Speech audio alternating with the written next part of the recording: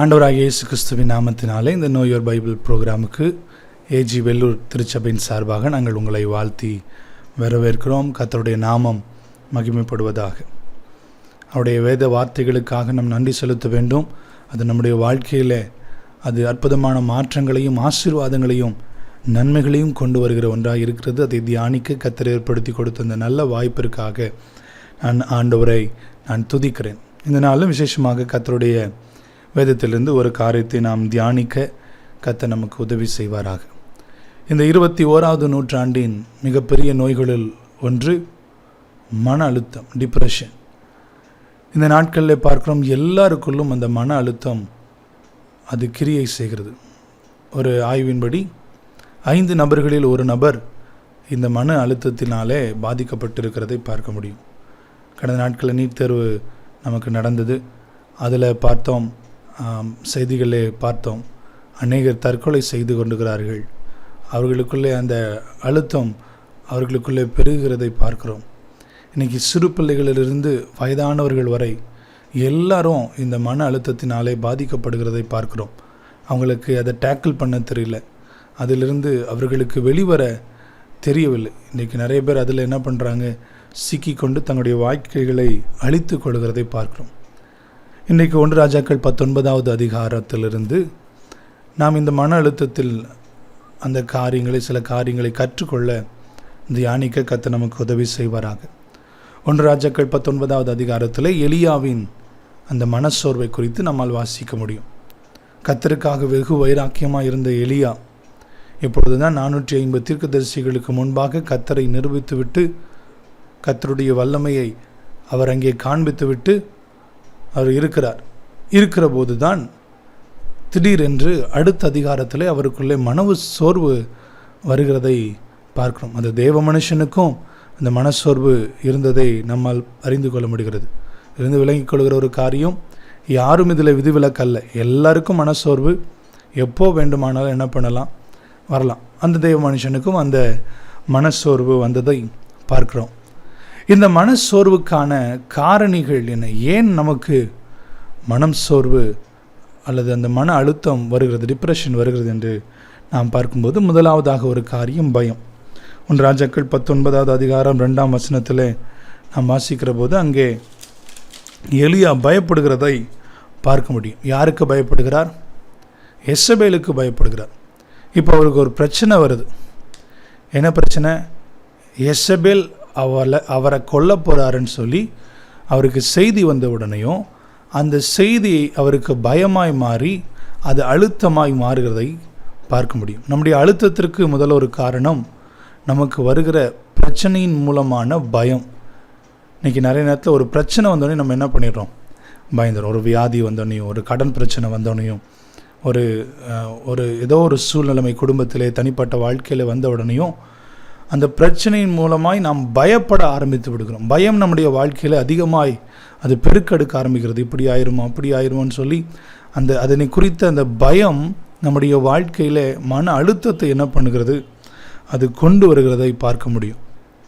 இன்றைக்கி நிறைய பேர் பயந்தே அவங்க என்ன பண்ணிடுறாங்க, அவங்களுடைய அந்த மன அழுத்தத்திற்குள்ளாக அவர்கள் ஊறி விடுகிறார்கள். பயம் நம்முடைய வாழ்க்கையில் ஒரே ஒரு காரியத்தை தான் இருக்கணும், அது கர்த்தருக்கு பயப்படுகிற பயமாக இருக்கணும். அந்த சூழ்நிலையை குறித்து நமக்கு இருக்கிற இந்த வியாதிகள், பலவீனங்கள், இந்த காரியத்தை குறித்து பயப்பட வேண்டிய அவசியமே இல்லை. ஏனென்றால் இந்த உலகத்தை படைத்த சர்வ வல்லமையுள்ள ஆண்டவர் நம்மோடு இருக்கிறார்.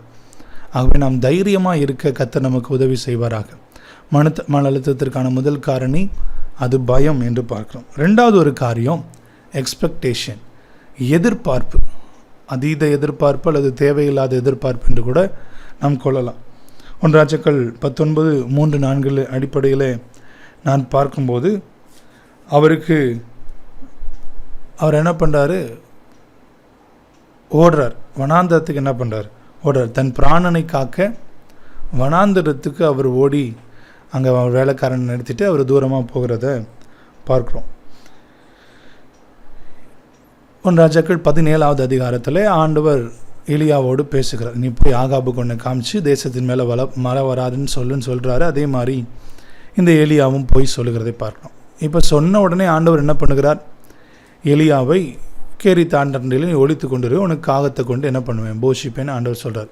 அங்கே அவ்வளோ பெரிய ராஜாவுக்கு நின்ற விரோதமாக எதிர்த்து நின்ன உடனே ஆண்டவர் ஒரு பாதுகாப்பு கட்டளையிட்டு ஆண்டவர் கொண்டு போய் அவரை அந்த கேரி தாட்டண்டையில் வைத்து அவனை அற்புதமாய் பாதுகாக்கிறார். அதற்கு பின்பாக சாரிபாத் விதவை ஊருக்கு அங்கே உன்னை போஷிப்பேன் என்று சொல்கிறார். அங்கேயும் போய் ஆண்டவர் வச்சு போஷிக்கிறார். இப்போ திரும்பவுமாக 18வது அதிகாரத்தை ஆண்டவர் எலியாவுக்கு அவனை உணர்த்தி நீ போய் ஆகாப்புக்கு உன்னை காண்பின்னு சொல்லி ஆண்டவர் சில காரியங்களை செய்ய சொல்கிறாரு. உடனே இவர் என்ன பண்ணுறாரு, போய் செய்கிறார்.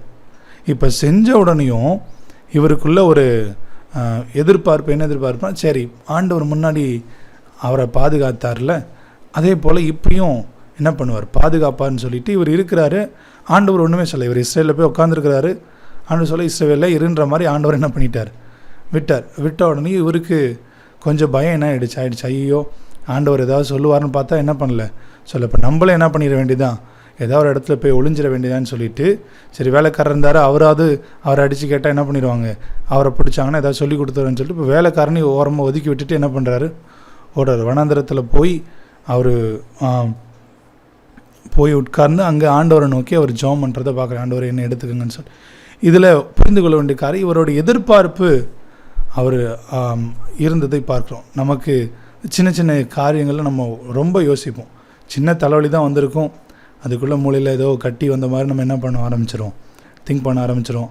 சின்ன ஏதாவது பிரச்சனை தான் வந்திருக்கும், அது இப்படி முடிஞ்சு அவ்வளோதான் போச்சு அப்படின்னு சொல்லி என்ன பண்ணுவோம், சின்னதாவது ஒரு காரியங்கள் நடந்திருக்கும். அதை நாம் அதீத கற்பனையினாலே, அதீத எதிர்பார்ப்பினாலே இப்படி ஆயிருமான்னு சொல்லி நாம் அதை போட்டு அதை நம்ம ரொம்ப ஓவர் திங்க் பண்ணுகிறதுனால அது நம்முடைய வாழ்க்கையில் அது மன அழுத்தமாய் மாறி நமக்கு மன சோர்வை அது கொண்டு வர கூடும் என்கிறதை நாம் அறிந்து கொள்ள வேண்டும். முதல் காரணி பயம் என்று பார்த்தோம்.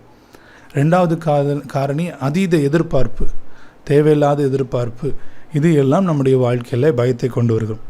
மூன்றாவது ஒரு காரியம் அன்பிலீஃப். ஆண்டவர் அவரை காப்பாற்றுவார்னு அவரை நம்பலை.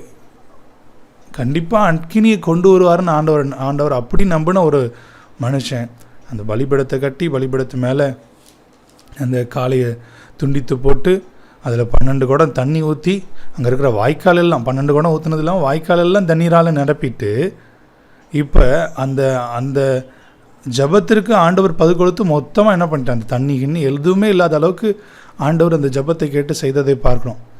அப்படி நம்பிக்கையாக இருந்த இந்த எலியா இப்பொழுது ஒரு நம்பிக்கை இல்லாத நிலைமையில் ஆண்டவர் இவரை காப்பாற்றுவார், இவரை உயிரை அவர் பார்த்துக்காருன்னு சொல்லி ஒரு நம்பிக்கை இல்லாமல் சுற்றுகிறதை பார்க்க முடியும். 1 ராஜாக்கள் 19ஆம் அதிகாரம் 10ஆம் வசனத்தில் பார்க்குறோம், நான் ஒருத்தமாக தான் மீதி இருக்கிறேன், என் பிராணனை வாங்க தேடுறாங்க, இவங்க எடுத்துருவாங்க, அதனால தான் என்ன பண்ணுறேன் ஓடுறேன்னு சொல்லி அவர் ஆண்டவரிடத்தில் சொல்லுகிறதை பார்க்க முடியும். ஆண்டவர் மீது அவிசுவாசம் அவருக்குள்ளே பெறுகிறதை பார்க்க முடியும். இந்த காரியம் நமக்கு மன அழுத்தத்தை கொண்டு வரும். கர்த்தர் மீது இருக்கிற அந்த நம்பிக்கை, விசுவாசம், இவைகளெல்லாம் நமக்குள்ளே அது குறையும் போது நமக்கு மன அழுத்தம், மனசோர்வு வருகிறது.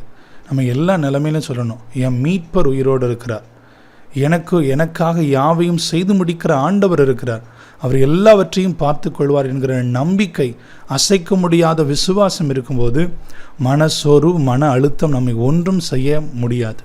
நாம் எப்பொழுது நம்முடைய விசுவாசத்தை, நம்பிக்கையை விட்டு விடுகிறோமோ அப்பொழுது இந்த மனசோர்வு, மன அழுத்தம் எல்லாம் நம்முடைய வாழ்க்கையை போட்டு அது பாதிக்க ஆரம்பித்து விடும். இந்த 3 காரணிகள், நிறைய காரணிகள் இருக்கலாம், ஆனால் இந்த எலியாவின் வாழ்க்கையிலிருந்து இந்த 3 காரணிகளை நாம் பார்க்கிறோம்.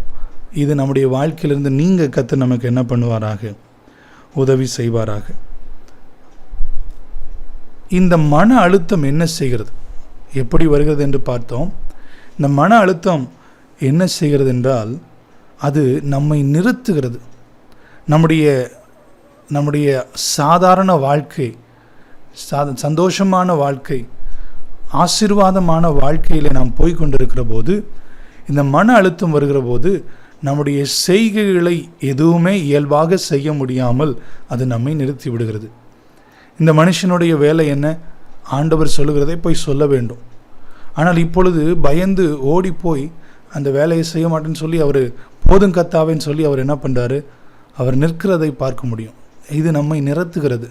நேரத்தில் ஏதோ ஒரு பிரச்சனை, ஒரு கலக்கம் வரும்போது பாருங்கள், நம்மளால் அடுத்த மூவ் பண்ண முடியாது, சாப்பிட முடியாது, தூங்க முடியாது, சரியாக ஏதாவது வெளியே போகனால சாதாரணமாக செய்கிற ஒரு காரியத்தை கூட நம்மளால் செய்ய முடியும். ஏன்னா இந்த மன அழுத்தம் நம்ம என்ன பண்ணிடும், அப்படியே நிறுத்திடும். சில நேரங்களில் சில பேர் சிலரை இலக்க கொடுக்கும் பொழுது அவர்களால் எந்த காரியத்தையும் செய்ய முடியாது. அவங்க சாப்பிட மாட்டாங்க, தண்ணி குடிக்க மாட்டாங்க, பல இடங்களில் குளிக்காமலாம் இருக்கிறத பார்க்குறோம். ஏனென்றால் அந்த மன அழுத்தம் அவர்களை அப்படியே நிறுத்திவிடும். எந்த கிரியையும் என்ன பண்ண முடியாது, செயல்பட முடியாமல் அவர்களை நிறுத்தி விடுகிறதை பார்க்கிறோம். இந்த காரியத்திலிருந்து கர்த்தர் நம்மை பாதுகாப்பாராக. நம்மை நிறுத்துகிற மன அழுத்தம், நம்மை செயல்பட முடியாமல் நம்மை அப்படியே ஸ்டாப் பண்ணுகிற இந்த காரியங்கள் எல்லாம் நம்மளிருந்து நீங்கி போக கர்த்தர் நமக்கு என்ன பண்ணுவாராக, உதவி செய்வாராக. முதலாவது பார்த்தோம், இட் ஸ்டாப்ஸ் அஸ். ரெண்டாவது, இட் டைவர்ட்ஸ் அஸ். இது நம்மை திசை திருப்புகிற ஒன்றாய் காணப்படுகிறது. ஆண்டவர் நம்முடைய வாழ்க்கையில் ஒரு பெரிய திட்டத்தை வைத்திருப்பார், பெரிய நோக்கத்தை வைத்திருப்பார், பெரிய எதிர்பார்ப்பை வைத்திருந்து நமக்கு அதில் கிருபைகளை கொடுத்து ஆண்டவர் நடத்தி கொண்டிருப்பார். ஆனால் நம் மன அழுத்தத்தை நாம் பெரிதாக பேசி நாம் அதை முக்கியத்துவப்படுத்துகிற போது இது நம்மை திசை திருப்பி அது என்ன பண்ணுகிறதுனா கொண்டு போகிறது. நான் ஏற்கனவே சொன்னபடி எலியாவுடைய வேலை கர்த்தருடைய வார்த்தையை என்ன பண்ணணும், பேசுகிறதை பார்க்கணும். இந்த எலியா அதை என்ன பண்ணிட்டாரு, நிப்பாட்டிட்டு இப்போ போய் குறுகி போய் அவர் என்ன பண்ணிக்கிறாருன்னா, நான் இதுக்கப்புறம் செய்யலை ஆண்டவரே அப்படின்னு சொல்லிட்டு போய் குகைக்குள்ள என்ன பண்ணிக்கிறாரு, உட்காந்துக்கிறத பார்க்குறோம். நம்முடைய அந்த வழியிலிருந்து ஆண்டவர் சொல்கிறார், நீ பண்ண வேண்டிய பிரயாணம் வெகு தூரம்னு சொல்கிறாரு. வெகு தூரம் சொன்னதுக்கப்புறமா இவர் என்ன பண்ணுறாரு, போய் கர்த்தருடைய பர்வத்தில் போய் அங்கே அந்த குகையில் என்ன பண்ணிடுறாரு, போய் உட்காந்துக்கிறத பார்க்குறோம். இது நம்முடைய வாழ்க்கையின் திசையை திருப்பிடுது. நிறைய நேரத்தில் மன அழுத்தம் நாம் போக வேண்டிய பாதை ஒன்றாக இருக்கும், ஆனால் அதிலிருந்து நம்முடைய வாழ்க்கையை வேறு விதமாக இது மாற்றி கொண்டு போய்விடும். நாம் இதை சரியாக கையாளவில்லை என்றால் நம்முடைய வாழ்க்கையின் அந்த நோக்கத்தை விட்டு அது நம்மை பிரித்து கொண்டு போய்விடும். ஆகவே நாம் ஜெபிக்க வேண்டும், ஆண்டவரே இந்த மன அழுத்தம் எங்களை நிறுத்தாதபடி, எங்களுடைய வாழ்க்கையின் திசையை திருப்பாதபடி கர்த்தர் நீர் பாதுகாத்துக் கொள்வீராக என்று சொல்லும்போது கர்த்தர் பாதுகாத்துக் கொள்வார். மூன்றாவதாக ஒரு காரியம், இந்த மன அழுத்தம் என்ன செய்கிறது என்றால் அது நம்மை கட்டுப்படுத்துகிறது. எந்த கிரியைகளும் செய்ய விடாமல் நிறுத்துறதுன்னு பார்த்தோம், ஆனால் கட்டுப்படுத்துகிறது வித்தியாசமானது. அது பார்க்குறோம். இந்த எலி எங்கே போய் உட்காந்துட்டாரு, கெபிக்குள்ளே போய் உட்காந்து அவர் பண்ணுறது பார்க்குறாரு. ஆண்டவர் வெளியே வான்னு சொல்கிறாரு, ஆனால் என்ன பண்ணல, அந்த வசனங்களை திறந்து பார்த்தீங்கன்னா அவர் வெளியே வரல. ஏன்னா இப்போ அவருடைய கம்ஃபர்ட் ஜோனில் என்ன பண்ணிட்டா உட்காந்துட்டார். எனக்கு பிரச்சனை இல்லை, இப்போ என்ன ஆண்டவர் இங்கே நான் குகைக்குள்ளே உட்காந்துக்கிறேன், எனக்கு அந்த காக்கா கொடுத்த மாதிரி ஏதாவது கொடுத்துட்டா நான் என்ன பண்ணுவேன், இங்கேயே இருந்துப்பேன்னு சொல்லி அந்த கம்ஃபர்ட் ஜோனுக்குள்ளே அவர் போய் உட்கார்ந்துக்கிறதே பார்க்குறோம். இந்த அழுத்தம் கொஞ்சம் கொஞ்சமாக அவரை கட்டுப்படுத்த ஆரம்பித்து விட்டது. அந்த தயக்கம், திரும்பமாக அந்த பணியை தொடர்வதற்கு அவருக்கு தயக்கம், இப்படிப்பட்ட நிலைமைகள் இந்த அழுத்தத்தின் மூலமாக அவருக்கு நடந்ததை பார்க்கணும். அது அவரை நிறுத்தியது, அவருடைய பாதையை மாற்றியது, அவரை கட்டுப்படுத்தியது. நம்முடைய வாழ்க்கையில் இந்த அழுத்தம் இப்படிப்பட்ட கிரியைகளை செய்யாதபடி கர்த்தர் நம்ம என்ன பண்ணுவாராக, பாதுகாத்து கொள்வாராக. இந்த அழுத்தம் நம்முடைய வாழ்க்கையை பாதிக்கக்கூடாது என்றால் நாம் செய்ய வேண்டிய 2 காரியங்கள் கர்த்தர் இந்த எலியாவுக்கு சொன்னது போல கர்த்தருடைய பர்வத்தில் எனக்கு முன்பாக வந்து நில் என்று சொல்லுகிறதை பார்க்க முடியும். 11வது வசனத்தில் ஆண்டவர் சொல்லுகிறார், அப்பொழுது அவர் நீ வெளியே வந்து கர்த்தருக்கு முன்பாக பர்வதத்தில் நில் என்று ஆண்டவர் சொல்கிறதை பார்க்குறோம். 17வது அதிகாரம் 1வது வசனத்தில் நம்ம பார்க்க முடியும், ஆண்டவருக்கு முன்பாக நிற்கிற எலியா என்று அவரை குறித்து சொல்லப்பட்டிருக்கிறது. அப்படி இருந்த அந்த எலியா இப்போ ஆண்டவருக்கு முன்பாக வருகிறதில்லை. நம்ம ஒன்று அறிந்து கொள்ளணும், நம்முடைய வாழ்க்கையில் பிரச்சனைகள், போராட்டங்கள், அழுத்தங்கள், காயங்கள், கசப்புகள் என்று இவைகளின் மூலமாய் அழுத்தங்கள் நமக்குள்ளே வருகிற போது நாம் செய்ய வேண்டிய முதல் ஒரு காரியம், ஆண்டவருடைய பிரசன்னத்தில் போய் நிற்க உதவி செய்வாராக. போய் கொஞ்ச நேரம், ஒரு மணி நேரமோ 2 மணி நேரமோ அவருடைய சமூகத்தில் அமைதியாய் உட்கார்ந்து அவருடைய பிரசன்னத்தை, ஆண்டவரே என்னால் முடியலப்பா, எனக்கு இதுலேருந்து வெளிவர தெரியலப்பா அப்படின்னு சொல்லி அவருடைய பிரசன்னத்தில் அமர்கிற போது ஆண்டவருடைய பிரசன்னம் நமக்கு மிகப்பெரிய பலனையும் விடுதலையும் ஆறுதலையும் சமாதானத்தையும் தரக்கூடும். 2வது ஒரு காரியம், அங்கே ஆண்டவருடைய மெல்லிய சத்தம் அதற்கு பின்பாக உண்டானது பார்க்குறோம். பல காரியங்கள் வருகிறது, பெருங்காற்று வருகிறது, அதற்கு பின்பாக அக்கினி வருகிறது, பூமி எதிர்ச்சி வருகிறது. இதற்கு பின்பாக ஆண்டவருடைய மெல்லிய சத்தம் வருகிறதை பார்க்கிறோம். நம்ம உட்கார்ந்துருக்கும் பொழுது நம்ம ஆண்டவரை நோக்கி கேட்கணும், ஆண்டவரை நீங்கள் என்னோட பேசுங்கன்னு சொல்லி நம்மை அர்ப்பணிக்கும் போது ஆண்டவருடைய வார்த்தை அந்த அழுத்தத்தின் நேரத்தில் நமக்கு நேராக கண்டிப்பாக வரும். அவர் பேசுகிற ஆண்டவர், அவர் கல்லோ மண்ணோ அல்ல, அவர் பேசுகிற ஆண்டவர். அவர் நம்மோடு கண்டிப்பாக அவர் பேசுவார். நாம் என்ன செய்ய வேண்டும், எப்படி செய்ய வேண்டும் என்கிற ஒரு திட்டத்தை அவர் தருவார். அந்த திட்டம் நம்ம எல்லா மன அழுத்தத்திற்கும் எல்லா மனச்சொருவுகளுக்கும் வெளியாக்கி நம்மை அற்புதமாய் நடத்தும். அவர் பேசின பின்பு நீ என்ன பண்ணு, ஆசைகளை அபிஷேகம் பண்ணு, எகுவை அபிஷேகம் பண்ணு, எலிசாவை உன் ஸ்தானத்தில் அபிஷேகம் பண்ணு, நீ இந்த வழியாக போ, தமஸ்குன் வழியாக போன்னு சொல்லி ஆண்டவர் அவனோடு பேசுகிறதை, திட்டம் தெளிவாய் பேசுகிறதை பார்க்க முடியும். ஆண்டவருடைய மெல்லிய சத்தம் நம்முடைய வாழ்க்கையின் அந்த மனநிலைமைக்கு, அந்த அழுத்தம் நிலைமையில் வெளிவர நமக்கு வழிவகை செய்யும். நம்ம அர்ப்பணிக்கும் போது கர்த்தர் நம்முடைய வாழ்க்கை இந்த மன அழுத்தங்கள் எல்லாம் நீக்குவார். கண்களை மூடி இருக்கிற இடத்துல ஒரு ஜெபத்தை செய்வோம். நல்ல ஆண்டவரே, இந்த நல்ல நாளிலும் ஆண்டவரை நாங்கள் தியானித்தபடி மன அழுத்தம் எங்களுடைய வாழ்க்கையில் இருக்கும் என்றால் இயேசுவின் நாமத்தினாலே இது நீங்குவதாக. பயத்தினாலே, எதிர்பார்ப்பினாலே, அவிசுவாசத்தினாலே எங்கள் வாழ்க்கையில் மன அழுத்தங்கள் பெருகி கொண்டிருக்கும் என்றால் கர்த்தர் மன்னிப்பீராக, ஆண்டவரை மாற்றுவீராக. ஆண்டவரை எங்களை நிறுத்துகிற, ஆண்டவரை எங்களை மாற்றுகிற, எங்களை கட்டுப்படுத்துகிற மன அழுத்தம் இயேசுவின் நாமத்தினால் எங்களை விட்டு நீங்கட்டும் ஆண்டவரே. அதற்கு நாங்கள் உம்முடைய சமூகத்தில் வந்து நின்று உம்முடைய வார்த்தைகளை கேட்டதன்படி நடக்க எங்களுக்கு உதவி செய்யும். இயேசுவின் நாமத்தில் எங்கள் ஜெபங்களை எடுக்கிறோம் நல்ல பிதாவே, ஆமென்.